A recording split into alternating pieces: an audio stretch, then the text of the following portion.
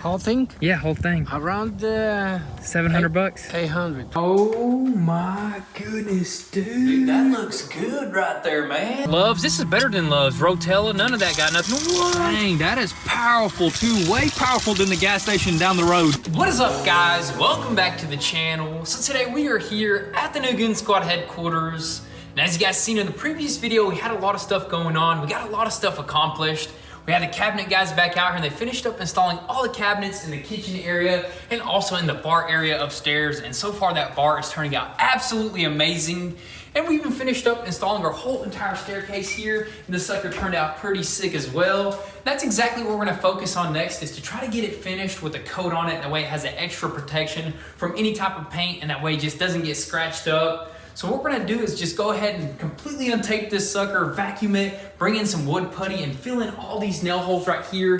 And while that stuff is drying, we're probably gonna move on to finishing up all the baseboard downstairs. And by that time, that wood filler should be dry and ready to be sanded. We're gonna bust out the palm sander and hopefully get it completely sanded down.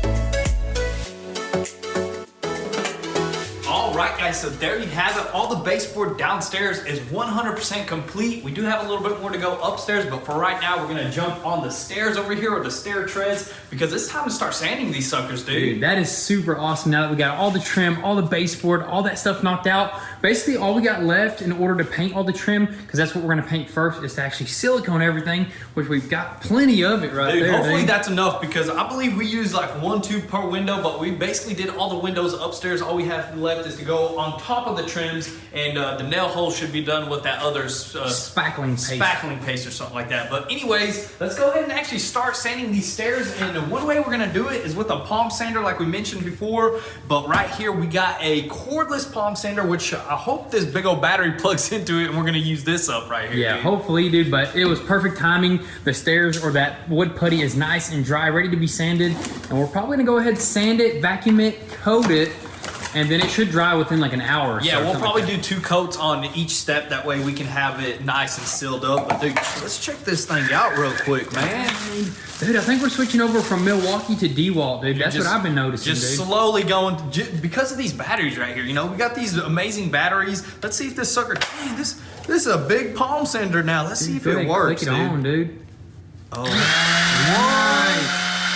No, That's legit right there, man. Dude, but not only did we get the palm sander, we also got some super nice sandpaper right here, the 80 grit, and that's all you got to use, right? Yep, 80 grit. Because our stairs are fairly new, usually you'll use different types of grit depending on if somebody got it dirty, walked on it throughout construction time and stuff like that. But good thing we're starting these right away. So I say we go ahead and slap this 80 grit on this buffer or sander and start sanding these steps.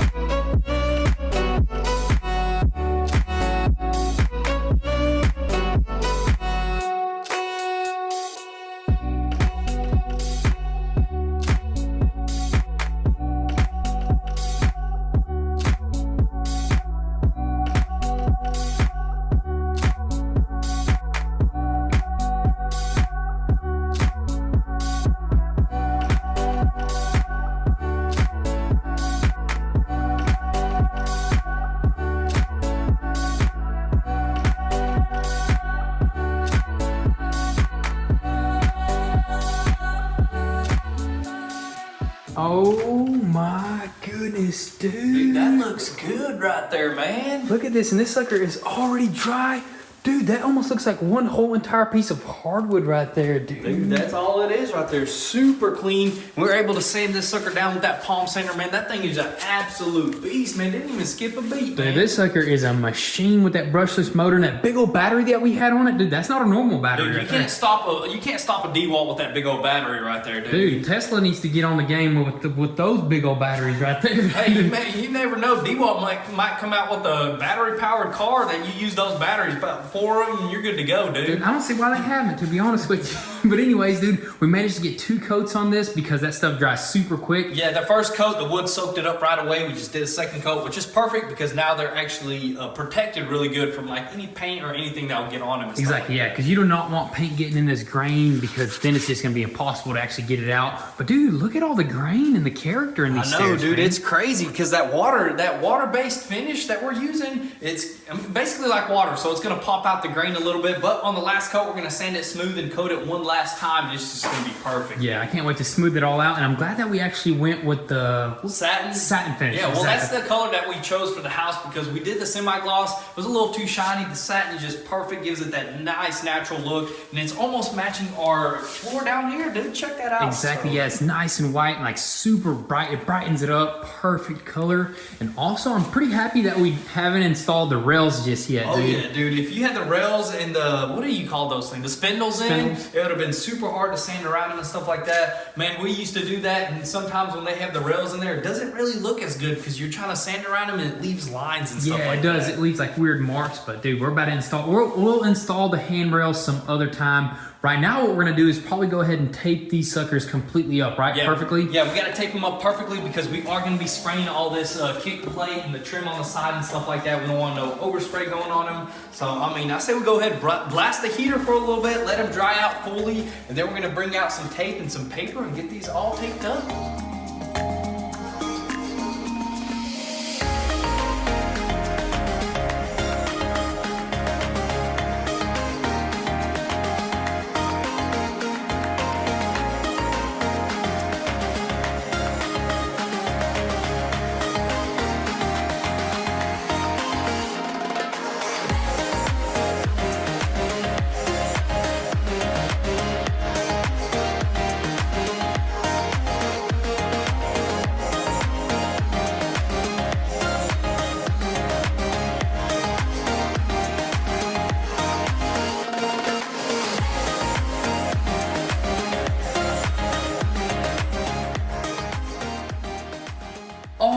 Alrighty guys, so it is actually the next day here. We ended up taping that whole entire staircase, but dude, it took so much longer than expected, man. But it's taped up precisely, and I mean, this stuff is on here for good, and we ended up using the X4 because that's gonna just make it even tougher for any type of traffic walking on here, because this ain't coming off till the house is done, right? Exactly, that's just gonna come off for the last coat, and like you said, it's gonna be when the house is done. But basically, the trim around it is ready to be painted, but there is more trim that we got, right? We gotta finish up the baseboard upstairs. All we got left is just this main room right here, and a little bit down the hallway, and then after that, I think we'll be ready to actually silicone this stuff, get all the nail holes, maybe even start taping up the hardwood, the windows, and hopefully maybe even get this all sprayed in, dude. Dude, that's gonna be the most difficult part. I think we mentioned this before, is spraying all this trim in. After that, everything is just gonna fly, dude. Oh yeah, definitely. And we gotta spray in these doors as well. That's part of the trim. So we're gonna have to stack these suckers up, see if we can paint everything just all at once, man. So we got a pretty exciting day today. And on top of that, we got some exciting packages, dude. Oh yeah, we got some stuff in the mail, like lighting for this house, which is pretty cool. I wanna show you guys what we're gonna do, especially in this living room area. And we got some stuff from Kubota of Chattanooga, which is always exciting when we get some stuff from there.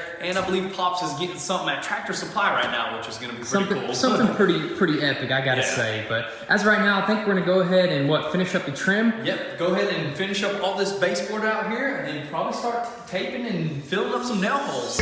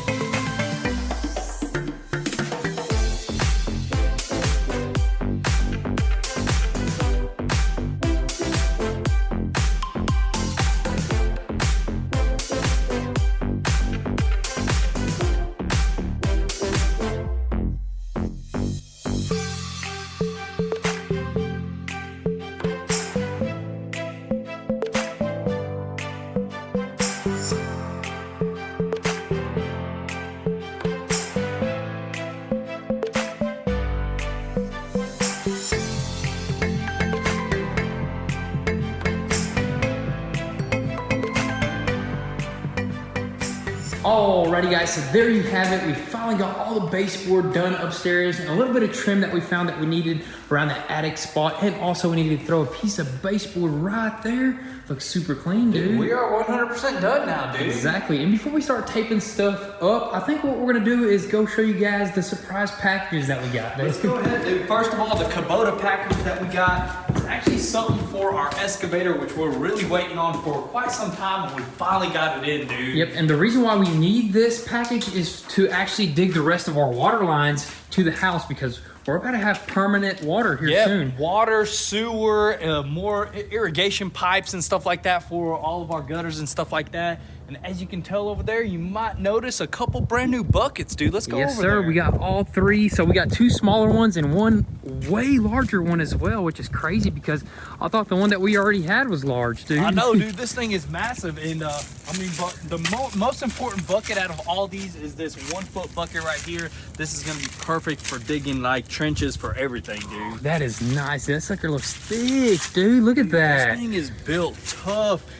Pop's already tried putting this one on right here. I think this is the 2 foot bucket or something like that, 1.5 feet. We'll call it that. So there's the 1 foot, 2 foot, 3 foot, 3 foot, 4 foot, 4 foot or 5 foot. Look how massive this bucket is right here. This is insane right here, dude. That is crazy. Definitely gonna have to fill that sucker up in the summertime. Use it as a little swimming pool, man. Or dump water on stuff or something like that, dude. Dude, that is super cool. We got a whole entire arsenal of attachments, which attachments are awesome, dude. They're awesome, and we are just growing our arsenal each and every year, dude. Exactly. So we're gonna go ahead and probably help Pops throw one on. Already done. Oh, you got it already on? Yeah.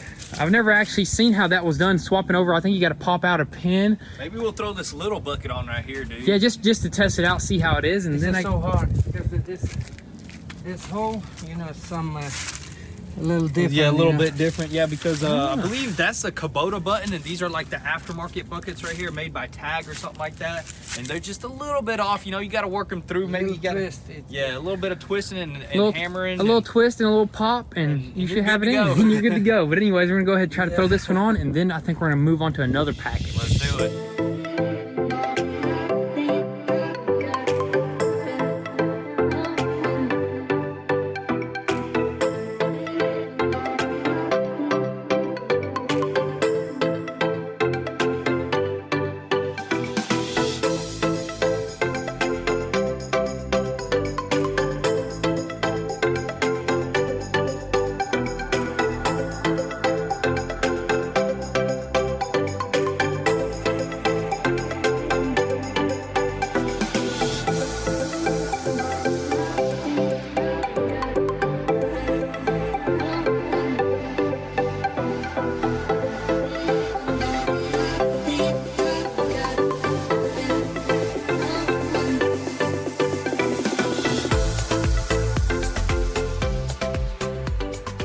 Alrighty guys, so we just figured out how you're supposed to swap out these buckets, and it's actually pretty dang simple. All you really gotta do is just slip out one pin, and then you like tilt it a certain way, and it just pops right off. Then you put on your new bucket. But we actually couldn't put this 1 foot bucket on right here because I believe this hole does not align perfectly with that pin. I think you're supposed to ream it out or something like that. Yeah, dude. it's just a little bit off. I don't know, like almost like a tiny bit, like a hair off. So all we have just a hair, dude. So all we have to do is probably get like a reamer and just ream out one side, like a moon shape on that hole. But that original bucket right there just slips right in, dude. Yeah, I think that's what they probably do from the factory. Pops managed to get this 2 foot bucket on. He just had to beat that pin in there, but it actually went in. But we definitely got to take care of that. We'll probably just get a reamer, fix all these holes up, and they should slip on and off simply. But anyways, what we're gonna do is actually go ahead and set this stuff aside and probably go on to the next package. All right, let's see what we got here. More heavy equipment products, if you will. Dude, check.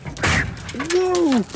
Are you all right, bro? Got that mud right there. Check this out. What we have here is a gas station in the back of this bed, dude. A rolling gas station right here, man. This is $100,000. 100 gallon. 100 gallon fuel tank right here, man. Yep, and we need this a lot for our heavy equipment because we're gonna be running them suckers quite often, and we just tired of running down the mountain, dude. Dude, we have those 2 10-gallon jugs, and since we live up the mountain, we're always running down whenever we're running that thing. And here soon, we're gonna be running that thing a lot, digging our water lines, digging electrical lines, digging driveway, sewer lines. We got so much to dig, and that's gonna help us to stay effective and efficient. Oh yeah, not waste any time, because to run down the mountain takes about 20 minutes to go to the gas station and fill up just 2 jugs. This right here, 100 gallons should be plenty for both of our equipment and both of our trucks, dude. Exactly, yeah, that is awesome. Not only did we get this, we also got the pump right there, so it's just like a gas station nozzle, dude. That is legit, dude. All you gotta do is just set this sucker on top of it. I think it screws into right here. Just pull it out and just start filling up, man. This setup right here is quite pricey. How much was the whole setup right there? Whole thing? Yeah, whole thing. Around 700 bucks? 800. $800, man. That is And then crazy. you gotta put the fuel in it? And then, yeah, I know, it don't even come with fuel. I wonder how much it would cost to fill this thing up with 100 gallons, dude. That's good. We're gonna find out here real soon. Probably like though. $300 or something. Yeah, 100, yeah, almost 300. $300 fuel, dude. That's awesome though, I guess. Oh yeah. But anyways, we're gonna go ahead, probably open that up, set it on top of there, and what? And to see, maybe we're probably not gonna wire it up. I just want to see what it looks like.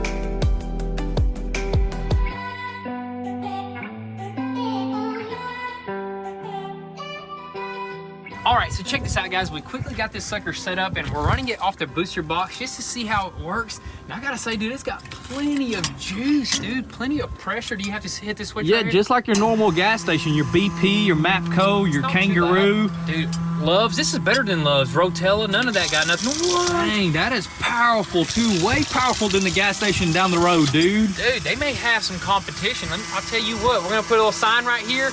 $3.99. $5 a gallon right here. Portable fuel. I wonder if they do have like people come out there. I believe so. I believe like some people will come out there and fill you up. Uber fuel? Uber diesel? Don't tell nobody about that, man. That's a We great might idea throw right some there. stickers up on here, dude. But anyways, we're gonna move on to this next package. It's pretty dang cool. All these surprise packages that we got are super awesome. So let's just go ahead and crack it open.